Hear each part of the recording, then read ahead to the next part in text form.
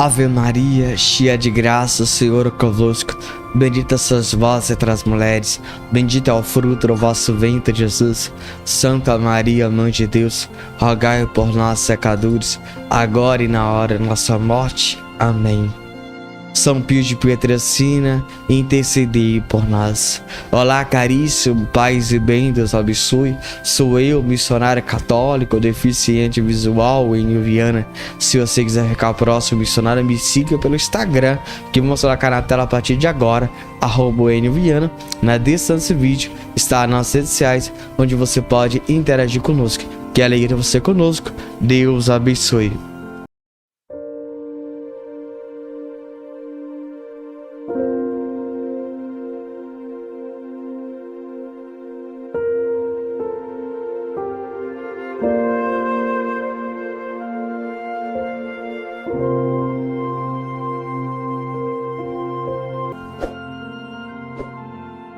Sede sal da terra e luz para o mundo.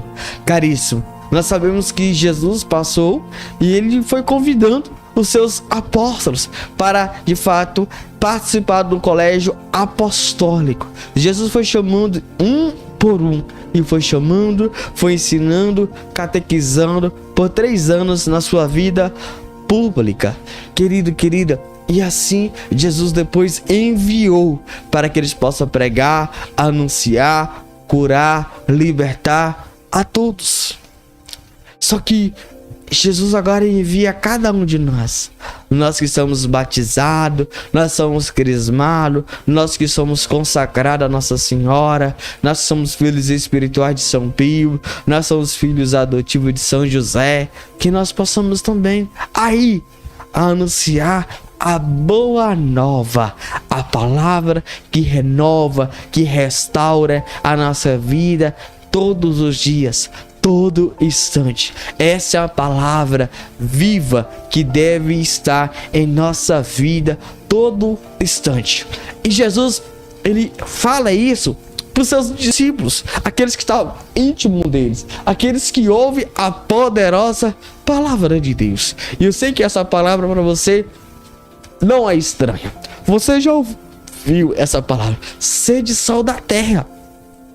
E você sabe que o sal ele tem várias importâncias. Exatamente. E aqui eu queria que você entendesse uma coisa. Você é importante para o plano, o projeto salvífico de Jesus.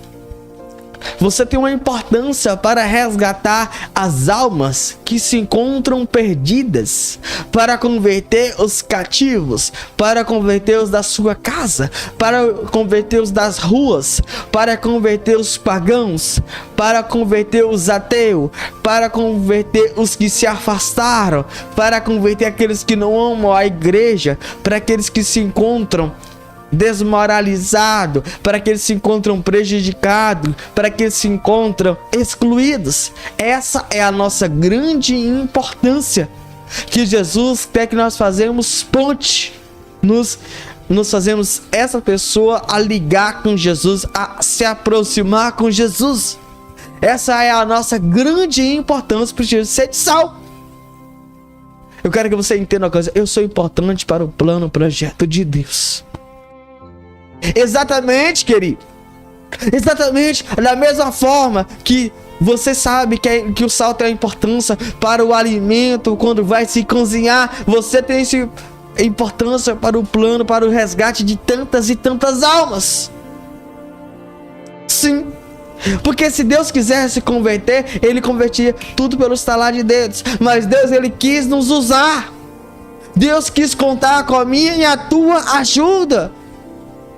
Veja, querido, Jesus ele quer dizer a você: você é importante. Mas não que sem você as conversões não irão acontecer, sem você os milagres não irão acontecer, sem você as libertações não vão acontecer. Não é isso. Não é isso. Mas para Deus você é importante. Mas sem você os milagres, as curas e as libertações vai acontecer, e as conversões também. Deus quer contar com você? Quer, mas sem você ele pode realizar, ele pode fazer, porque Deus é Deus. Deus é o Senhor.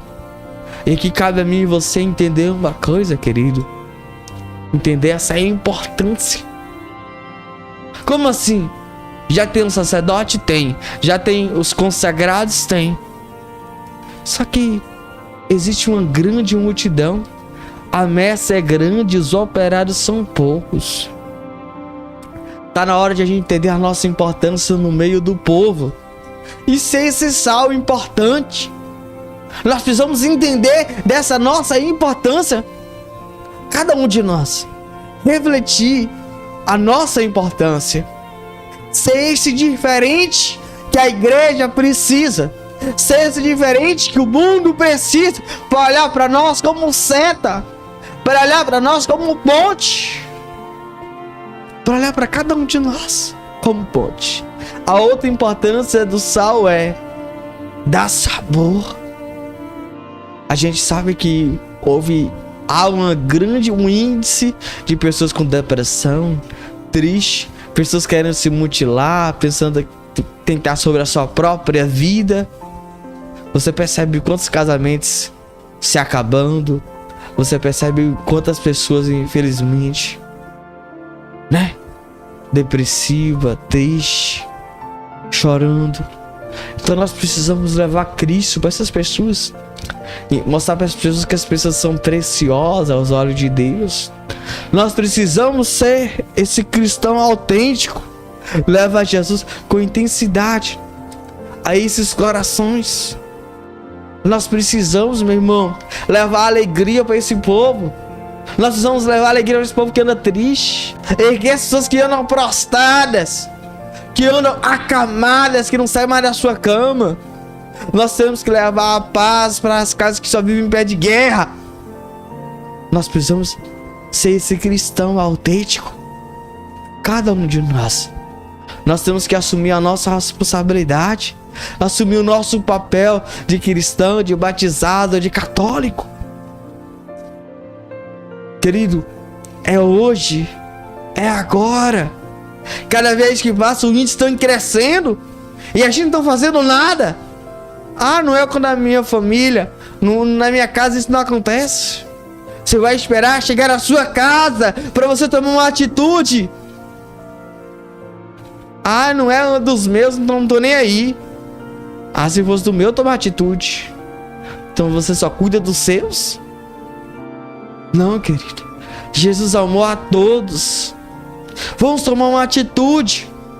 Vamos, querido. Cada um de nós precisamos assumir o nosso papel de cristão, de católico, batizado. É hoje o Senhor nos envia. O que nós estamos fazendo? O que nós estamos fazendo durante o nosso dia a dia? Só criticando, só julgando, só condenando, sendo metida a besta. O que nós estamos fazendo? Só competição. Quem fica com o microfone na igreja. Só competição. Quem fala melhor, quem se veste melhor. Por que nem compete quem reza mais, quem estuda mais? Tá na hora de quem vai em mais casa pregar, quem vai na mais casa evangelizar, quem fica mais tempo no Santíssimo. Porque não é essa competição, uma competição saudável, uma competição santa. Vocês estão entendendo? Querido, a gente precisa entender agora. Você precisa ser esse sal. Esse sal, querido. Só que aí tem sido pessoas insonsas, sem graça. Querido, na igreja a gente diz glória a Deus, mas em casa a gente diz palavrão. Na igreja a gente diz aleluia, e em casa a gente diz todo tipo de palavra. Na igreja diga eu seguirei, eu irei onde tu fores. E na roda de amigos a gente ouve músicas de duplo sentido. E assim sucessivamente. Nós precisamos hoje tomar a decisão quem nós queremos ser. Nós temos que tomar a decisão como nós temos sido. E esse é o convite do Senhor para cada um de nós. Que nós possamos tomar essa responsabilidade. Que nós possamos olhar para cada um de nós e assumir esse papel. Qual sal você está sendo? Você está sendo um sal que dá sabor ou sal insosso? Ou se você já tem caruncho? Ou você está sendo um esquenta-banco? Mais um volume na igreja. Querido. E outra coisa é, o sal, ele tem o poder de conservar o alimento. Se você pegar uma carne e passar sal, aquela carne vai durar muito tempo. Muito tempo. Muito tempo. Ela conserva a carne, o alimento. Meus irmãos, você tem deixado o que conservar na sua mente? É a palavra de Deus? É as profecias de Deus? Você tem deixado conservar a tradição da igreja? Ou você tem de conservar as coisas do mundo? É as palavras de duplo sentido? É os palavrão? É a tradição do mundo? O que você tem conservado? Você tem conservado os ensinamentos do santo ou dos pecadores? O que você tem conservado? O que você tem buscado conservar? O que você tem buscado viver como exemplo? Porque aquilo que eu conservo, eu acabo falando, eu acabo replicando, eu acabo levando para outras criaturas. Qual é o passo que você tem dado nesse sentido? A palavra de Deus você ouve na igreja, só fica na igreja, ou você leva para sua casa? Você leva para a roda de amigos? Você leva para o seu trabalho? Não, tudo que eu vi lá, naquele retiro, fica lá. Deixa eu falar algo para vocês aqui. O que eu fiquei assim, pensativo e também triste também. Eu fui para um retiro, na volta, povo dançando músicas seculares. Eu acho muito estranho. Porque se a gente ficou cheio de Deus ali, a gente não quer ouvir aquela porcaria. Porque ali a gente acha pra uma poluição sonora. A gente acha. E o povo ali requebrava, o povo falava tudo. Eu ficava imaginando assim, mas vocês não encontraram com Jesus ali no deserto? Vocês não ouviram a palavra? Vocês não comungaram em Jesus? Vocês não receberam Jesus? Vocês não disseram que foi bom estar ali? Então é bom você ser Jesus fora dali também. O retiro começou, só que de fato para eles tinha encerrado. Tem um de nós que a missa tem encerrado da porta da igreja para fora. Parece que a missa para nós não tem iniciado da porta da igreja para fora, não. Isso me deixa muito triste. É claro, não tô aqui julgando, condenando, que eu também tenho meu defeito, eu também tenho meus... exatamente, eu não sou o santo aqui. Não sou não. Mas a gente precisa nos questionar, a gente precisa avaliar. Como é que anda isso? O que tem? Querido, aquilo entra na nossa cabeça, entra no nosso ouvido, vai pra nossa mente. O que acontece? Você ouve a palavra de Deus vai pra nossa mente, a gente fica com vontade de viver. Mas entenda uma coisa, se você saiu dali, ouve aquela porcaria, você esquece a palavra de Deus. Você esquece o que Deus falou. Fica naquilo, quebra, desce, rebola, desce e vai, desce, quebra, rebola, vai. Cadê o que Jesus te falou? Cadê as promessas? Você esquece. Esquece, não tem jeito. Então o que você conserva? Aquela lambança. A gente precisa entender uma coisa. Eu não quero, eu elimino isso da minha vida. É só um banquinho, eu sou ser humano.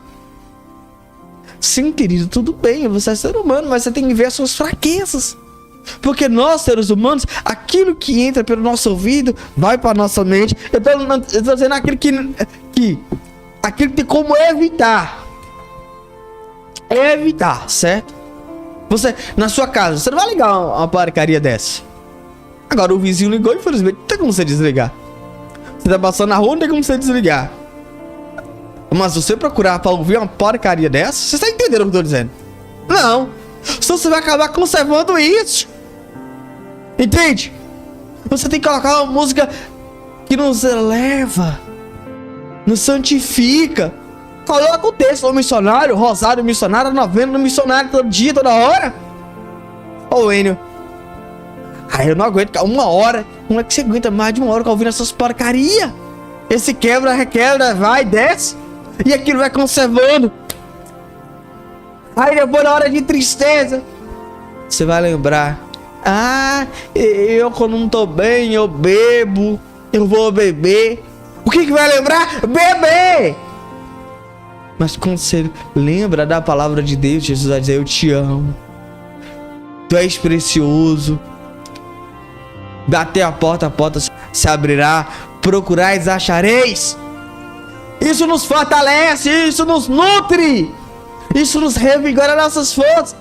Mas a gente ouve essa porcaria. Aí você quer conservar o quê? Me explica, querido. Me explica. Nós somos seres humanos.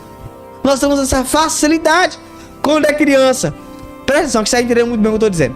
Quando é criança, o pai e a mãe ficam dizendo o quê? Papai, mamãe. Aí diga o nome da criança. O Enio. O Enio. O Enio. Então ele começa a entender que o nome dele é o Enio. E ele repete o Enio. Aí agora ele olha pra mamãe, fala: mamãe. Porque ele ouviu a mãe falando. Aí ele viu o pai falando: papai. Ele diz: papai. Então nós temos essa facilidade de repetir aquilo que nos ouvimos. E se nós ouvimos, ficar na nossa mente, se fica em nossa mente, nós conservamos. Não tem, ó. Ou você entende a coisa, você decide conservar o que é bom, o que é ruim. Não dá pra conservar as duas coisas. Porque entenda a coisa aqui. Você entende a coisa. Você tem um alimento estragado na sua casa, você vai conservar ou jogar no lixo? No lixo, é claro, você não vai consumir isso aí. Como é que vocês consomem coisas porcarias, coisas ruins?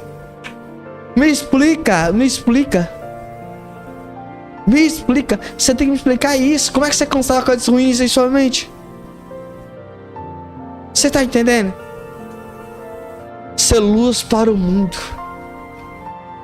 Querido, a gente precisa iluminar as pessoas que andam nas trevas.